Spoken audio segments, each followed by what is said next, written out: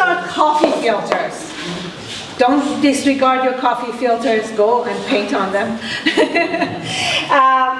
The reason I chose these coffee filters, and this is the story of immigration. I'm an immigrant myself, and a lot of you are the same, or they are the second generation immigrant or third generation.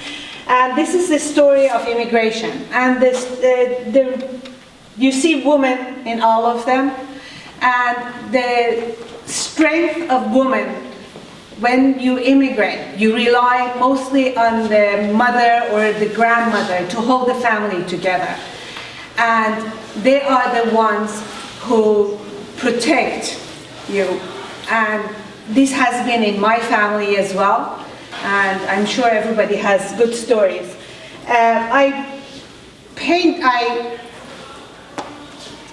These are some of them are with herbs or fruits. This is done with dragon fruit.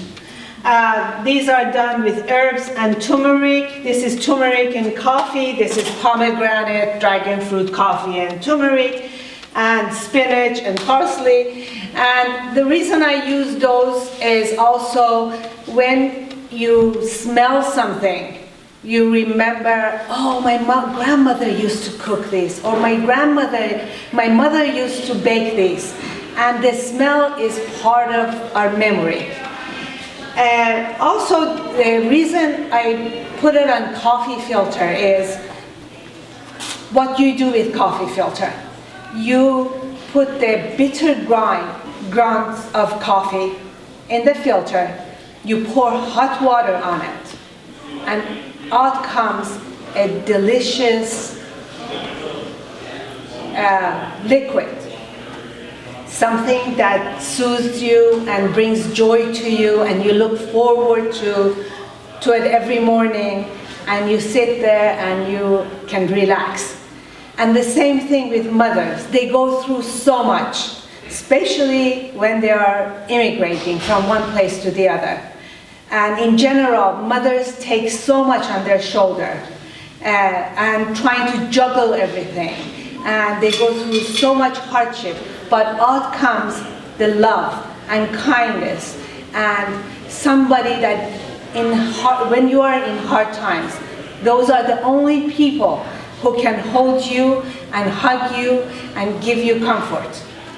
So the coffee filter also resembles the mother and the female in the family, and how they go through hardship with the hot water that we pour into the coffee grinds, and out comes something much different than what it went through.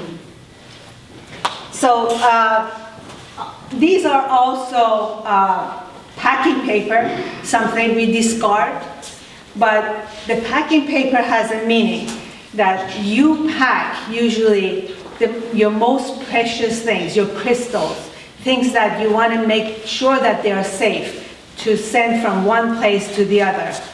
And so the story on this is, when I left Iran, I was 14. I thought I'd go back after I finished my high school, or maybe after I finished my college. But halfway, after 4 years I was away, the revolution in Iran happens.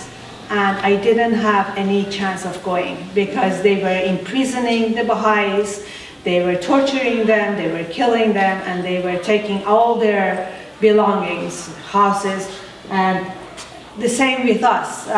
My parents, they lost everything. They left in an instant, quick, and they thought they'd go back the next week. My father took one suit, his toothbrush, and basics in a small suitcase, went to Germany thinking after a week he can go back. But that never happened. So I always envy people that they say, oh, I have my childhood picture. I have my parents' picture. And I didn't have any of those. None. Because they were all back in Iran. And when my parents left, they left it with somebody else, and then they left and they passed away. So that was a thing that I never had anything. Years later, I am sitting at a meeting in La Jolla, and a person is sitting across from me, and I was with my dad, and I shook his hand just to be polite, and I introduced myself, and I introduced my dad, and his jaw drops, and he goes, "This is Ata Inayati?" And I said, "Yes." He goes, I think I have your pictures. And I thought, I don't even know you. How could you have my pictures? Then he tells a story that I went to visit my mom in Iran, and then one day I went to visit a friend in another town, in Tehran. And as I'm walking on the street, I see that they are throwing away furniture and belongings from another house, and they were also throwing albums. And as I'm walking, these albums opens up in front of me, and there was a picture of a Baha'i shrine in the album. And he realizes that it should belong to a Baha'i, and this house probably belonged to a Baha'i, and they are emptying it so they can take over and somebody else can come and live in that. So something came to him. He said, he collects the albums, he takes it back to his car, he visits his friend, and when he goes home to his mom's house, he puts it in the attic. It stays there for a few years.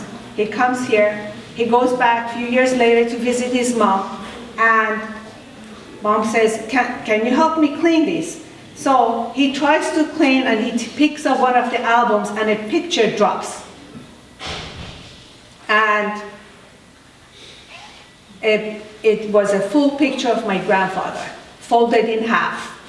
And in the back says, this belongs to Haq Nazar Inayati, and it's for Mr. Ataullah Inayati, that's my father. And it should stay, he writes that, he says, this should stay for 7 generations. Before he does this, he was in London for a conference. And later I realized that my uncle from Germany was at that conference. And they sit together at a table to have food. And they have a conversation. And my uncle says, I have a house in Iran. I don't know if it's empty or they took it and somebody else is living there. When you go back, could you check? So he gets his information, and one of the information is his father's name. So when he goes and this picture drops and he sees that name, he realizes this is not just Mike or Jack or somebody that is like a familiar name. It's different. So he says, that person that I met in London had this, his father's was the same name. So when he comes back, he calls him with the information about his house, and he asks, do you know this person? Ataullah Inayati. And he says, yeah, he's my brother. My uncle is in Germany at that point. And he goes, and he lives in Oceanside. He goes, really? I live in Carlsbad. Says, when you go there, go visit him. He's hard of hearing, and then you can tell him about this. So he never calls. Till I end up in that meeting in La Jolla, and he's sitting in front of me, and he tells me that he has my picture. So I begged him, said, I didn't know, like, what is he talking about? 5 pictures, 2 pictures? He cannot have more than that. Where can he find this? So I begged him, next time you go back to Iran, can you bring those? He says, well, I have to see. I don't know when I go back. So a few years goes by. One day I receive a call from him. He says, I am at LAX, and I have your pictures. I said, okay, hold on, I'm coming. He says, no, I'm coming to Orange County, I'll call you. So I called him again, and he says, I'm coming to San Diego, I'll call you. And I said, okay, come for dinner. This way I'm sure I get my pictures. He says, okay, I'll call you. So 2-3 days pass by, and my husband calls me from work. He goes, a gentleman just came to the office, dropped a bag full of pictures, and if you want it, come over. There was a plastic bag, grocery bag. He had torn all the pictures from the album, thrown it in there, And as he told me later, as he was passing the security in Iran, they stopped him. They said, "What is this? Why are you taking this?" And he says, "These are my family pictures." And they questioned him, and they gave him a hard time, and finally they said, "Okay, you can go." So he brought those pictures, and when I opened it, they were all my parents' engagement pictures with original invitation to their engagement party. They were all the wedding pictures with the original invitation to the wedding. They were all my childhood pictures with my cousins. They were pictures of my great-grandmother and my great-grandfather, and everything that I could have thought, and I didn't even remember some of these pictures because I was 14 and some of them nobody showed me. And they were all here. So I decided I better paint them. And I paint them on these packing papers because those are my precious memories. Like when you pack your crystals in these packing papers, those are my precious memories that I packed on these, and the packing paper as I remember, and the packing paper has holes. So there are some things you remember and some things you don't, because some things they vanish. And this packing paper represents some of the memories that we do keep and some of them that they don't. I remember being with my cousins at one point, but I don't remember all the details, of course. And so this is the story of this series that I keep painting the pictures that I received. The first one is my picture of my parents at their engagement. The middle one is my great-grandmother. I was about 5 and 6 when she passed away, but I remember her very, very clearly. And because she was also a pillar of the family, and she brought everybody together. Some of her,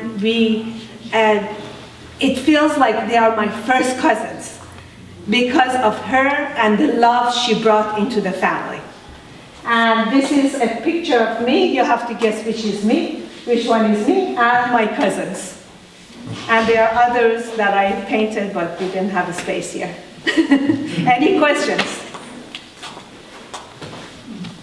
So Neda, who is the woman in the center over there? Is that your great? The one in the center is my mother. Oh, your mother. Yes. Green eyes as well. She had, it's not really green eyes hers, but it's Hazel? hazel. Hazel. Yes. Yeah. It's just something that resembles that part of the family. Yes. Anybody has any questions? No? Beautiful story. Thank you.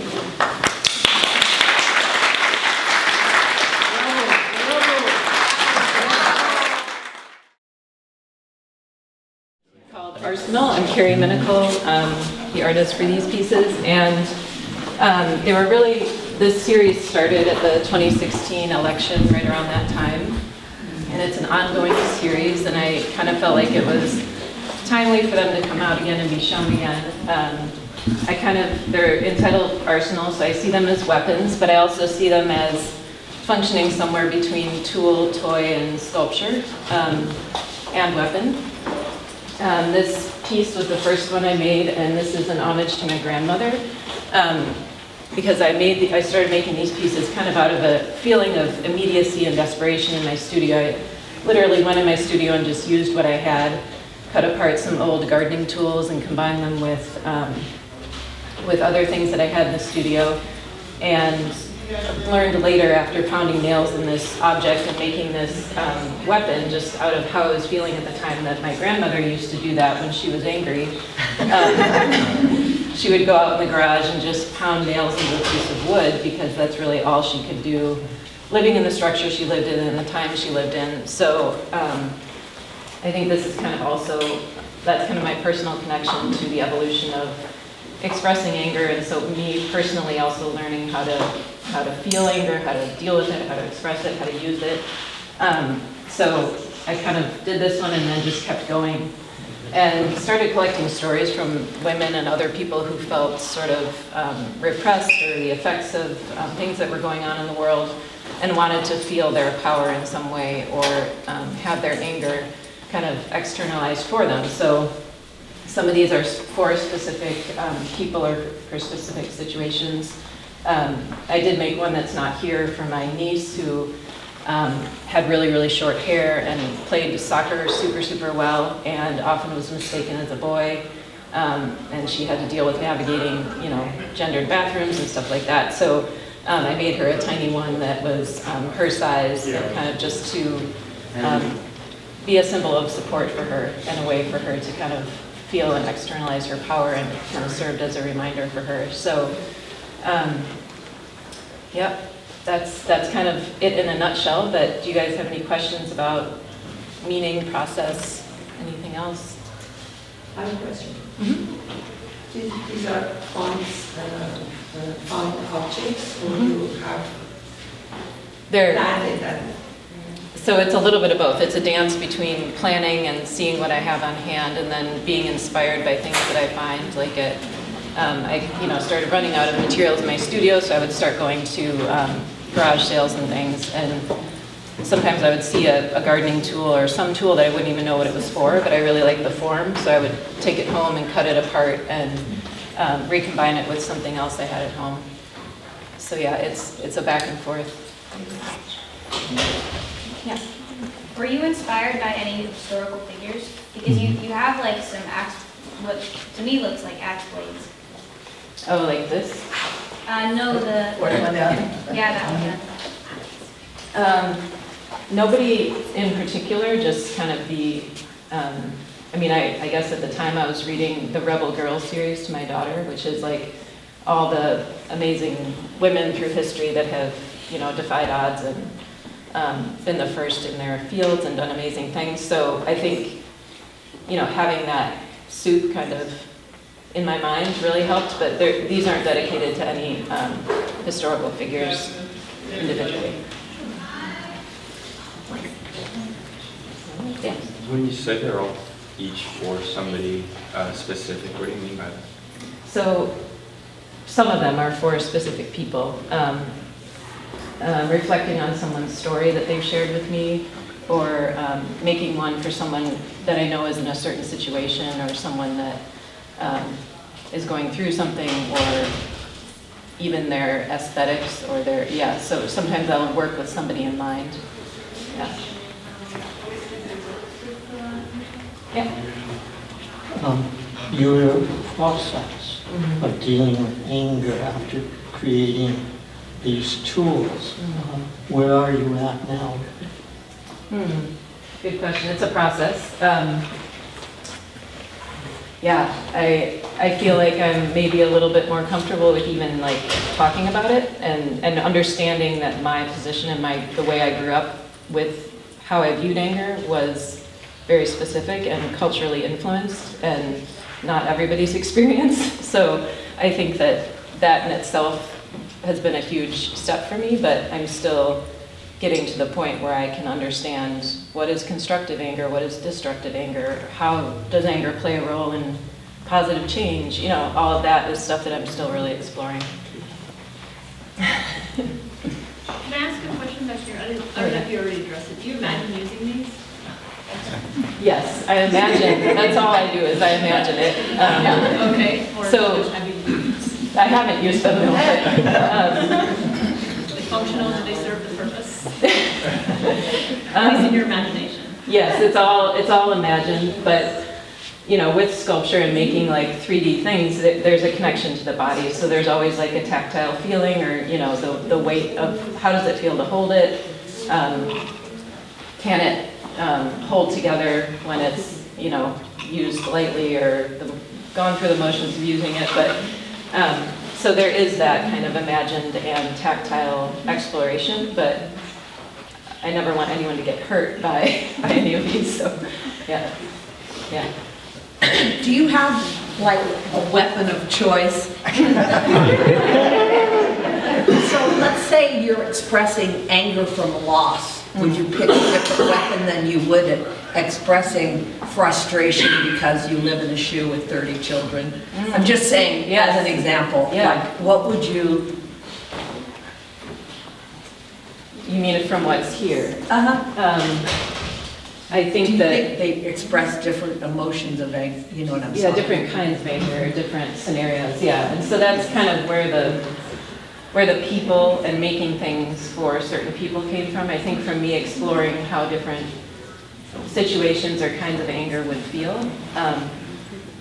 For me personally, I think, you know, this one is the most like,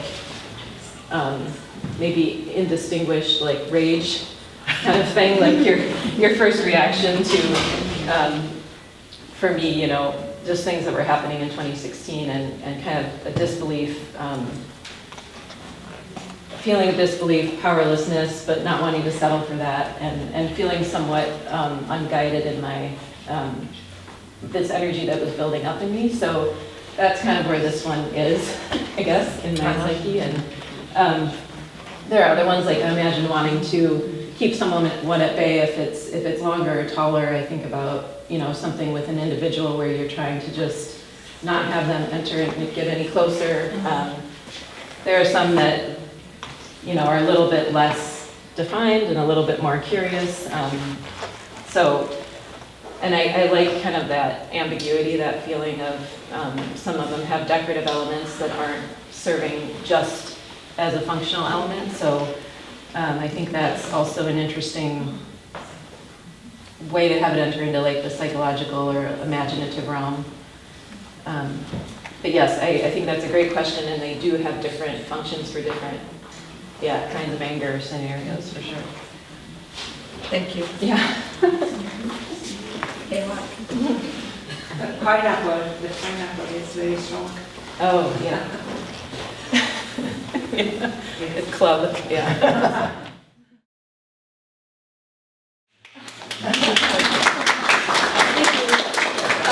So good to see so many students here. I teach at San Diego State in the design department. The reason I was late is because my class was running a critique. I was trying to finish that quickly to drive over, and so I just got stuck on the freeway with the traffic. But thank you for this great turnout. I'm happy to talk about the works individually or as a collective. What do you think would be, what would you like to hear? I have like so many stories about that. Yeah. How do you prep your canvases, and how do you get such a smooth finish? Okay. So to preface a bit, I'm a graphic designer primarily, and I have a training, my design formation included a lot of eye-hand coordination related activities, which is drawing, calligraphy, photography, and a lot of other, a little bit of painting as well. So my approach to painting is not very traditional. It is a lot of, I don't actually stretch my own canvas or build my own surfaces. I actually prep the canvas by starting off. I sometimes do an underpainting, but there is no other traditional preparation that I do. In part because I was not taught if you folks are from painting, you know the way that you're taught as painters.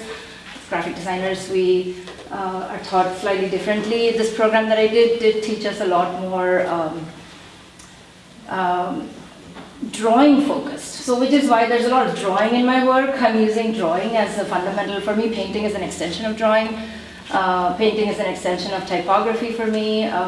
Letter forms as drawings. So I look at mark making as one cohesive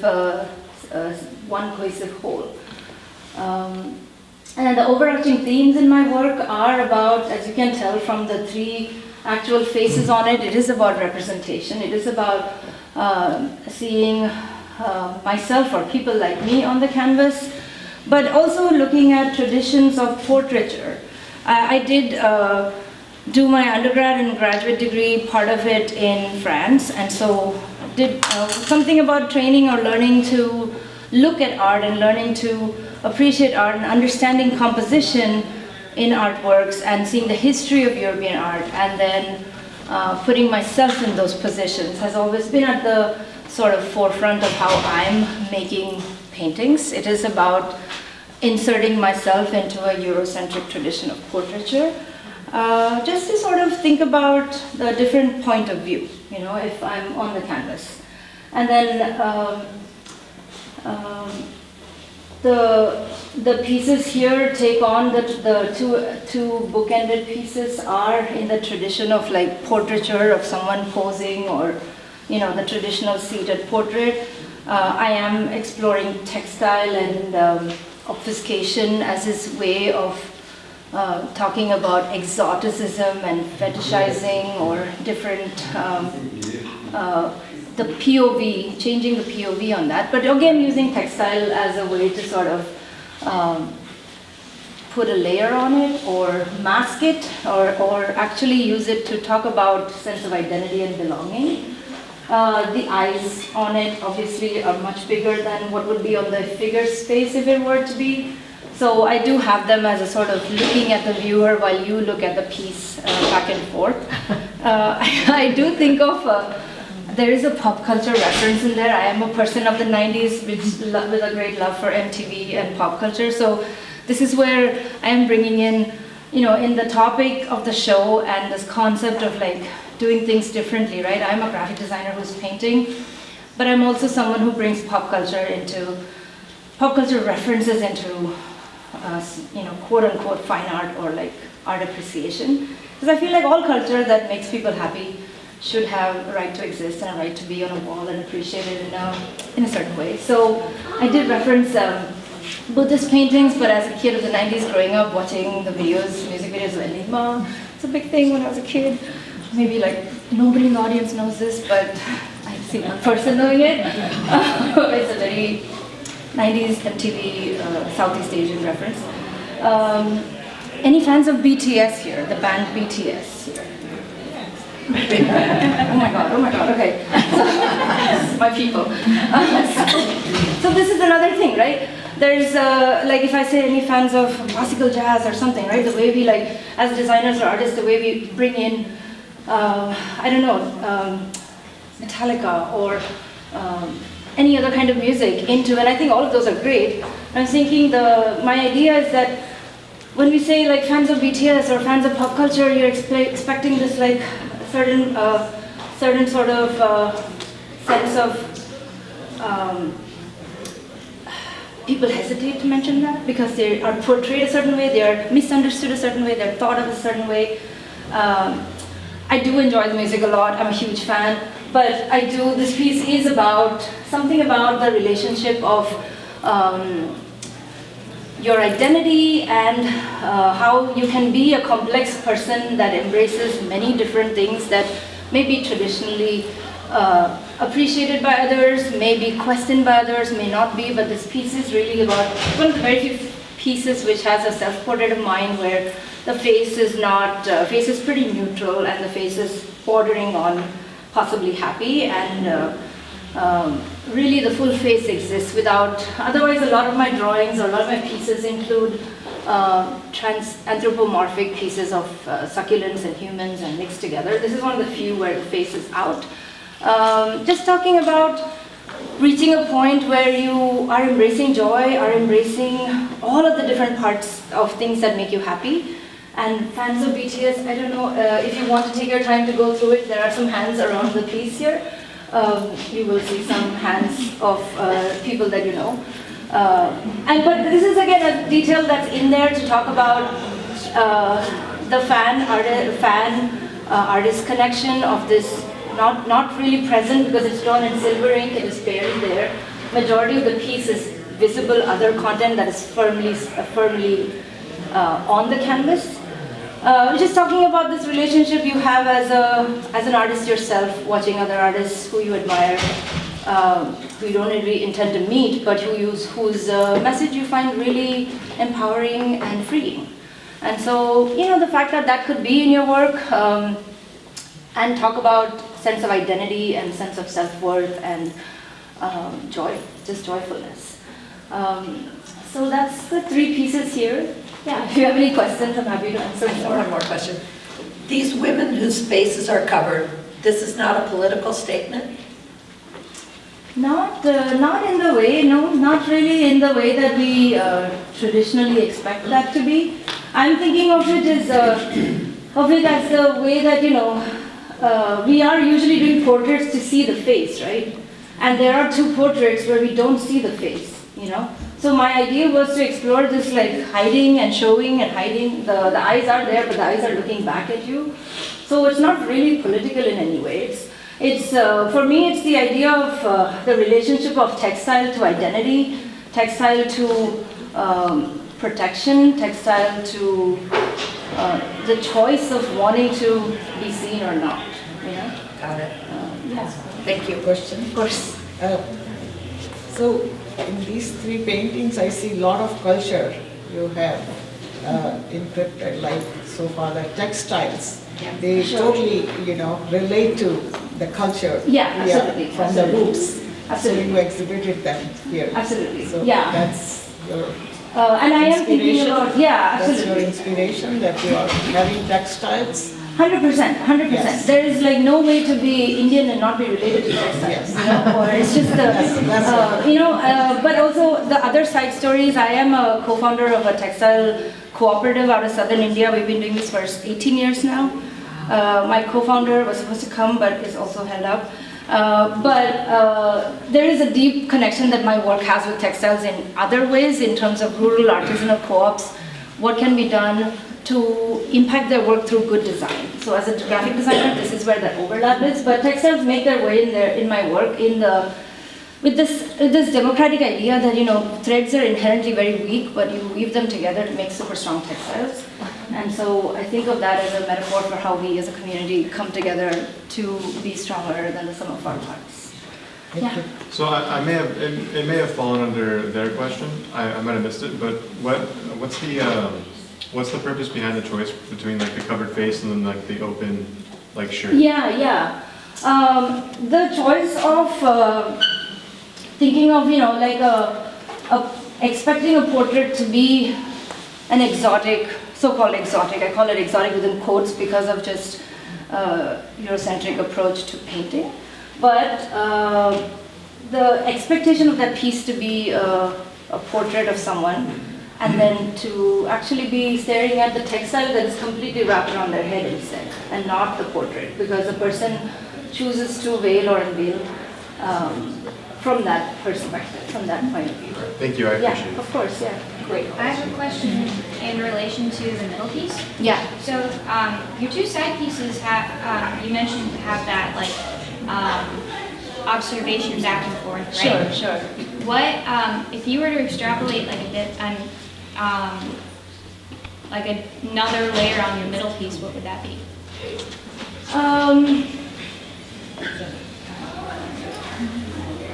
The middle piece in the sense of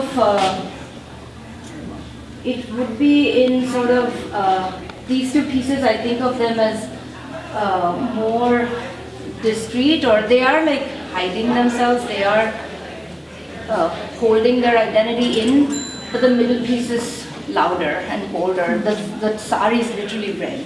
It's like the one you do for like the whole matador sort of red sari thing, right? But it is very bold, and it is about just allowing yourself to stand in that boldness. Yeah, it's been about that.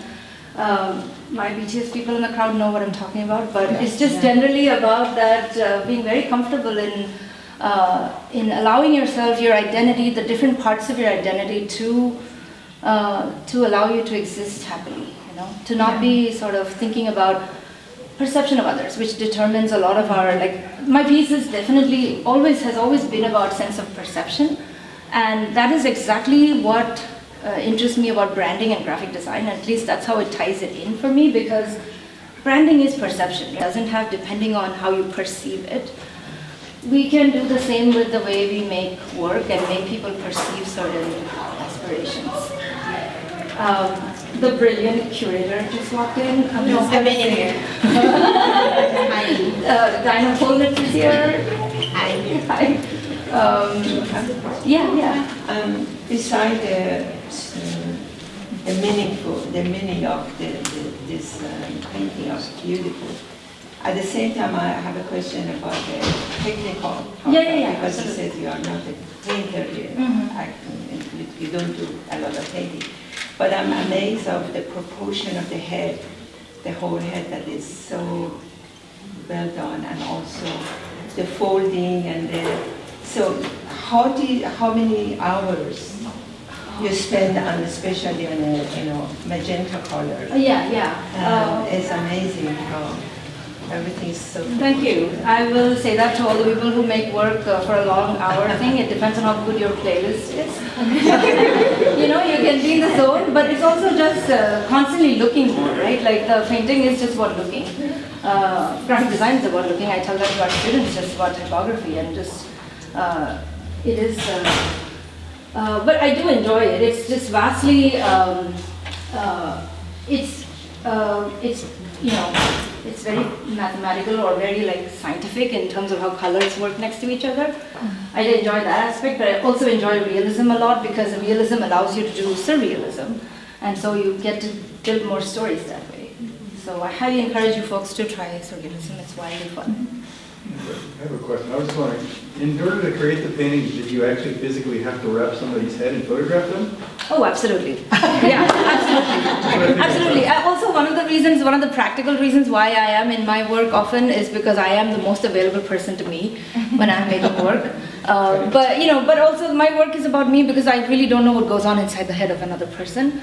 But yes, it is built upon a lot of sort of, what should we make Chitra do today sort of questions. Yeah.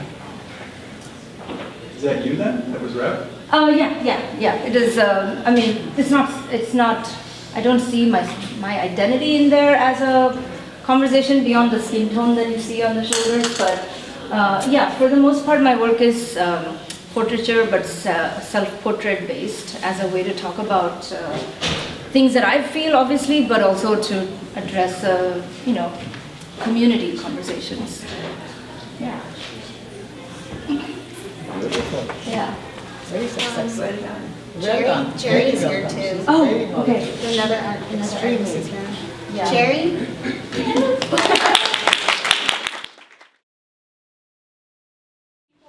My voice dynamics are, so I don't know if you can see it. Alright, so this is my work.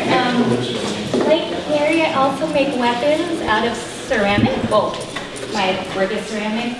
These actually went with a set of armor that went over my legs, and that was just kind of repelling the gaze because I felt like it's hot in California. During the summer I wear shorts, and a lot of people, a specific group of men, will stare at my legs. And it's very intrusive and really weird. So I also make weapons. So I make weapons to go along with that. So that's why they are the color they are. I'm really inspired by my childhood of watching Sailor Moon.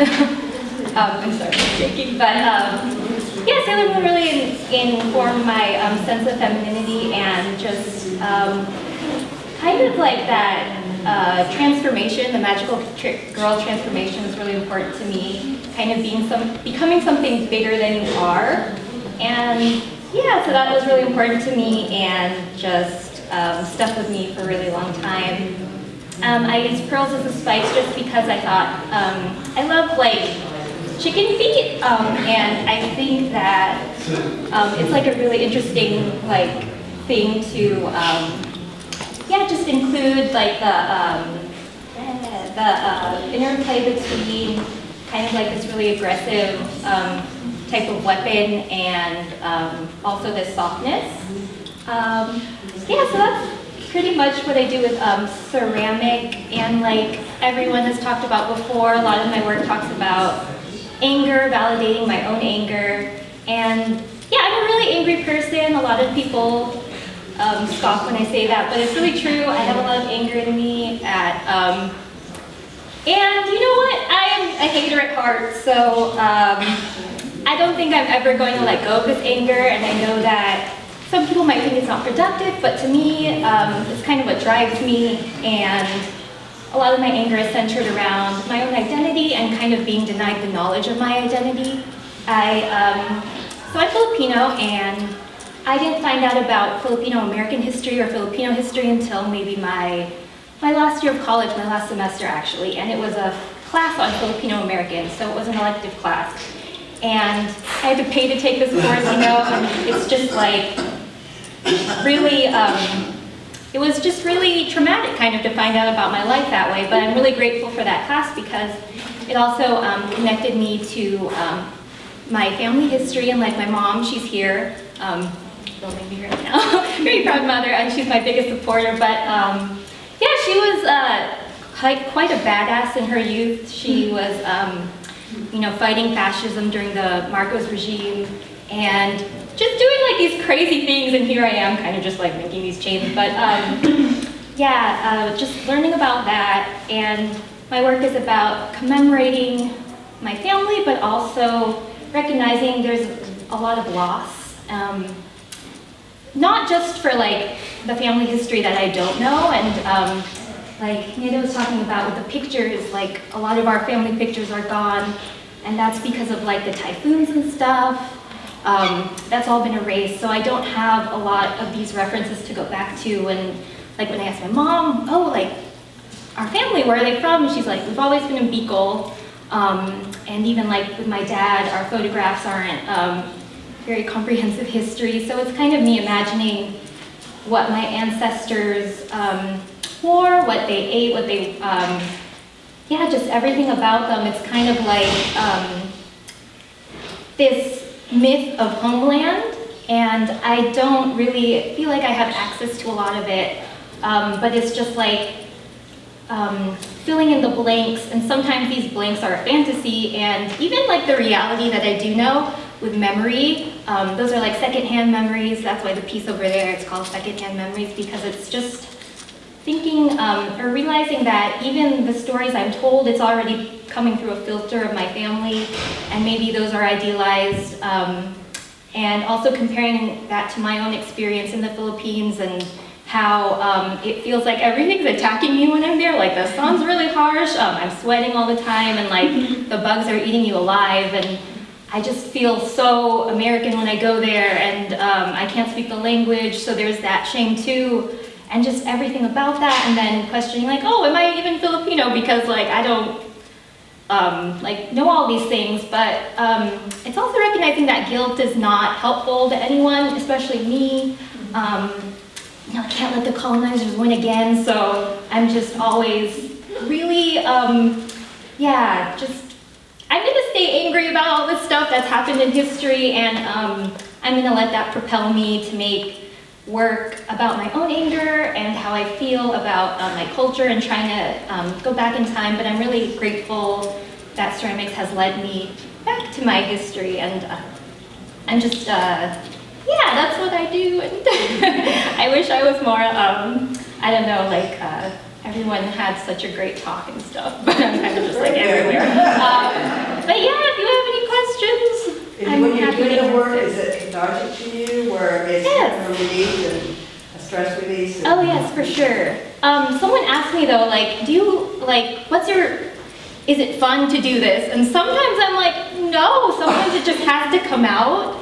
It's not even fun anymore. It's kind of just like, I need to do this so that, yeah, it's out there, and like it's out of me. It's something else, because, yeah, when I am making things, I'm like, why am I even doing this? Like, I'm not really like, oh, I hate slabs, I hate pinch pots, I hate constructing these things. But yeah, I find that like when the work does come out, it's like, I'm like, oh, I'm really proud of this. Like, I'm so thankful that I'm able to do this, and that I have access to all these materials, and access to kilns and stuff. Yeah, which is a whole nother thing. But yes, thank you for asking that. It is very cathartic to do this, so yeah. Beautiful. The pieces that you sort of struggle to finish or like stop having fun with, they mean more to you than the ones that are fun to finish? I feel like no, and then that's why I'm like, why am I suffering? But I was raised Catholic, so sometimes I'm like, I have to be suffering, you know, for it to be, like, and then I'm like, why am I doing this? But yes, again, I'm sort of kind of getting over that. But yeah, I feel like sometimes with me, it's when the work turns out the way I want it to, like when it's, you can't really control ceramics. Of course, like a lot of anyone who's taking ceramics classes knows, like there's so many variables, especially in the kilns. But when something comes out like exactly how I envisioned it, then that's when I'm like, okay, like, and that happens more often than not. So that's why I'm still doing. Hi everyone, I'm Kelvin Lopez. I am an interdisciplinary printmaker. I actually went to school here. I started in 2012 and I transferred to Cal State Long Beach in 2015. And that's where I really learned about printmaking. Printmaking, I love the identity of it because it can mean so much and it's so open. These are monotypes here. Lately I've been questioning, what is a print? What is a textile? Is this contemporary Oaxacan art? Is it contemporary Mexican art? And also, how does this represent community? My personal interest in gardens and spirituality,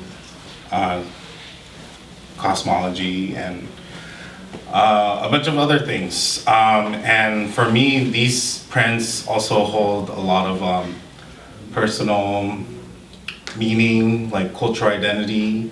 I am looking at Mexican textiles right now, so the one on the right represents a contemporary servilleta.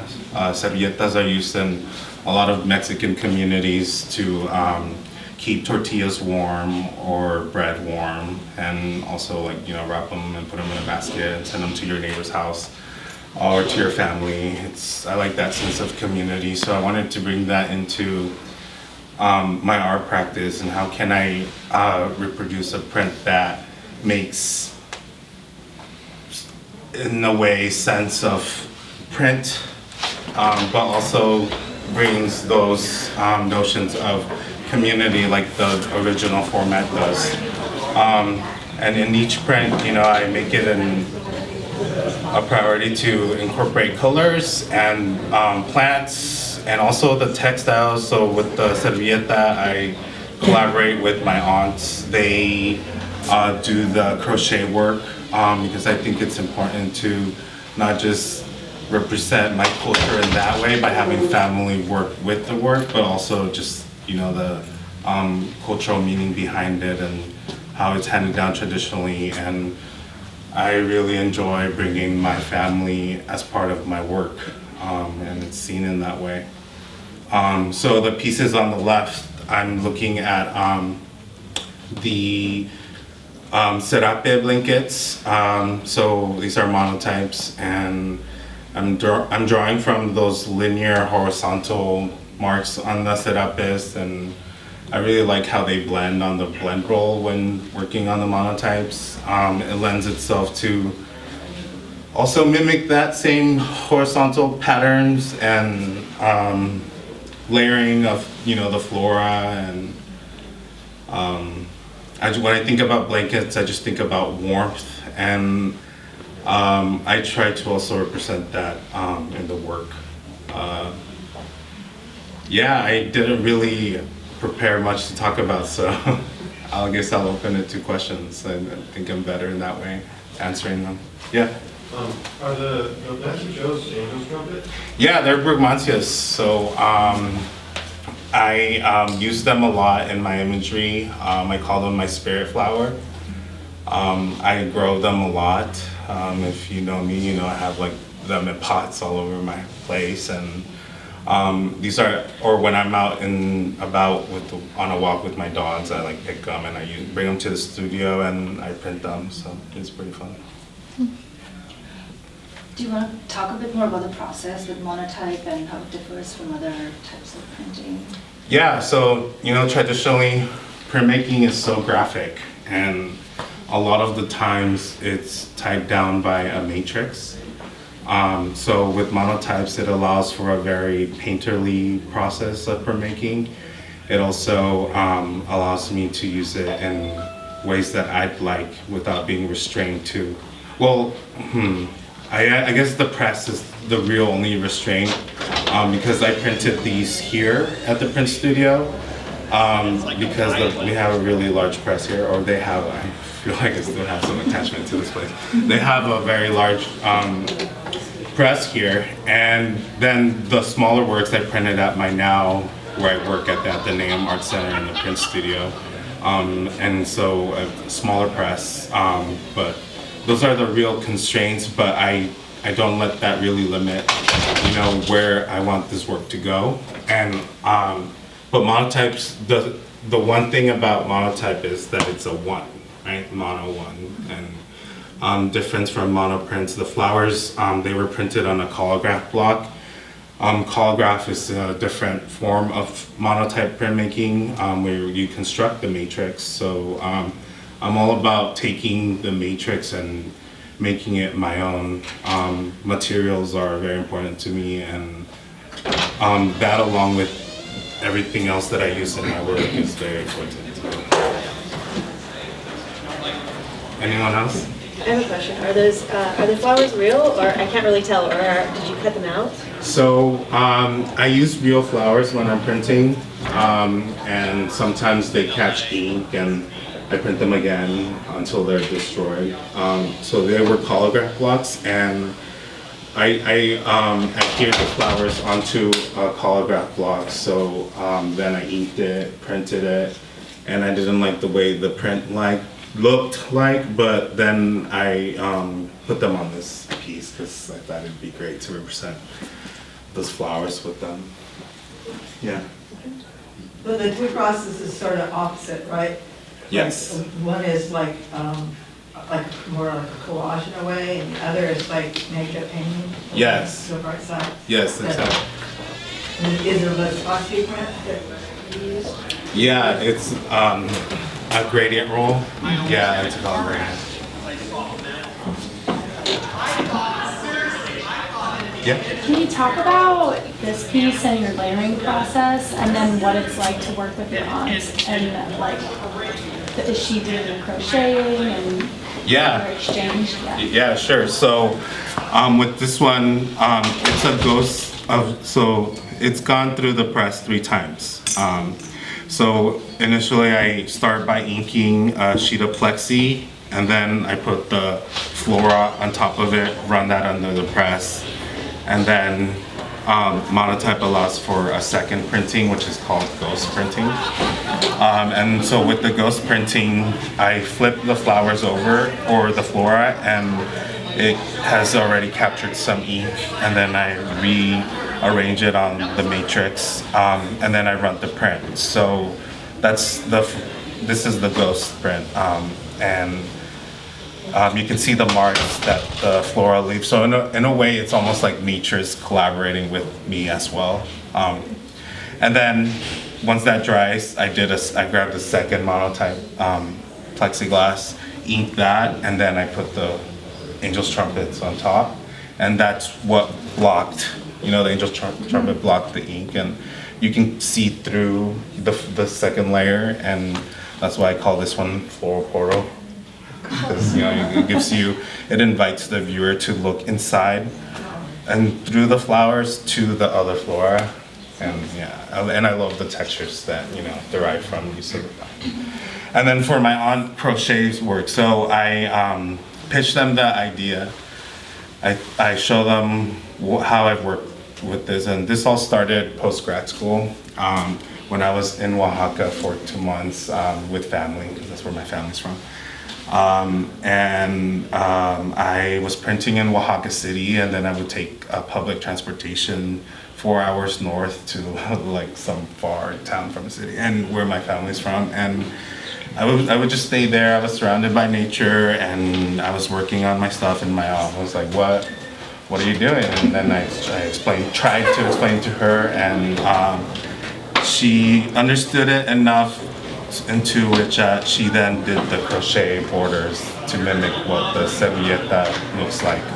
And then I've had other aunts collaborate on that, and then also some new collaborators, some new connections here in San Diego.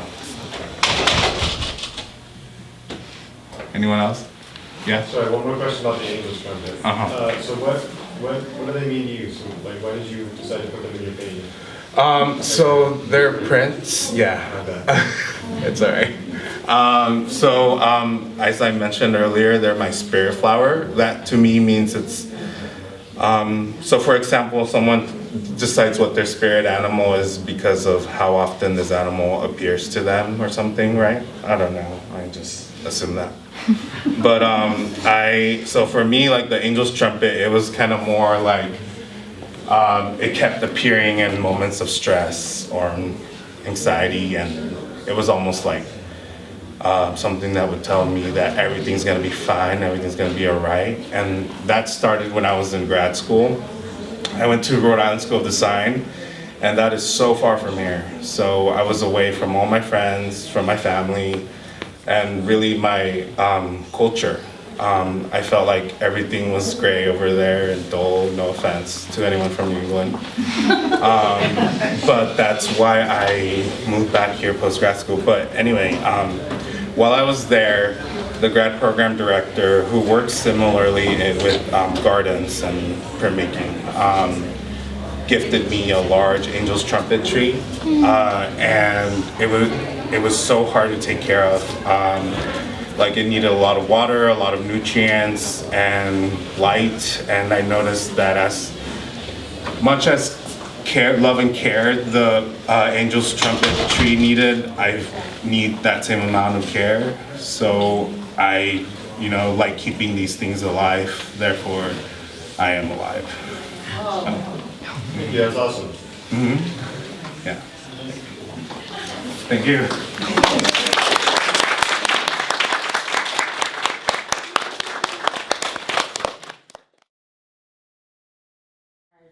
Our migration department did that. Like everything's institutionalized in this country. And oftentimes we institutionalize our own freedom. So I'm very grateful for this show and the artists that are in this show. A lot of us are just not asking, but creating the change through our work. When you see this work, it's an opportunity for you to like walk out this door and look at things completely different and question it. And also like see a perspective that's more humane and just for each other. I find that art is a great opportunity for us to talk about different cultures and differences without yelling at each other on Instagram. You know what I mean? Like trolling someone. Like this is a soft spot. Art is this soft spot. It's like an intersection of softness and political activism to me. This is an opportunity for each person from different backgrounds share their personal story. And at Hill Street, we discuss that art is personal, communal, and universal. Like you as an artist, don't ever worry about the audience. That's not your problem. That's the audience problem on how they receive your work and how they take it in and use it once they walk out the door. You as an artist, you have a personal story in your community, and that personal story is universal. Because once you start telling your stories, you start learning about oh shit, that I'm not the only one that went through that. And I think in our institutions, we like to bottle things up. We like to put things in textbook. We like to leave out certain histories so that we don't know each other as humans, to connect. And once you start telling your personal story, you find the community you belong to. Mm-hmm. And then once you find the community you belong to, you start wanting to care for each other. And then that's when the universal comes in, because when the universal comes in, you know what the solutions are because you have a community, you have those conversations, you have that solidarity.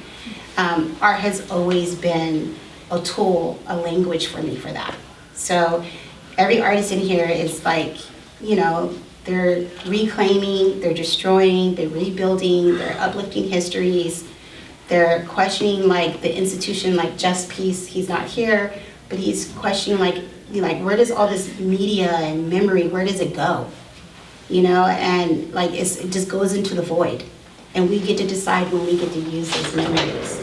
And then Akiko's piece, it's about it's intertwining the softness of unspoken histories. She used a thread pattern, a Palestinian thread pattern in her work that comes out of Iraq. These are issues and conversations that are all created by institutions. And so I'm asking you as a visitor to stop being a visitor and be a builder and support new institutions and create new norms. This work is meant for you to reflect and think about how you can create new institutions, not just as a school, but family, friendships, community, healthcare, there's all the things. And never stop talking about it, never stop talking about your personal experience with institutions, because once you start talking about your experience with institutions, you're going to want to change it. And you want to start talking about solutions together so your solutions are diverse and equitable. So thank you to everyone. I really appreciate it. That's all I have to say. You're a great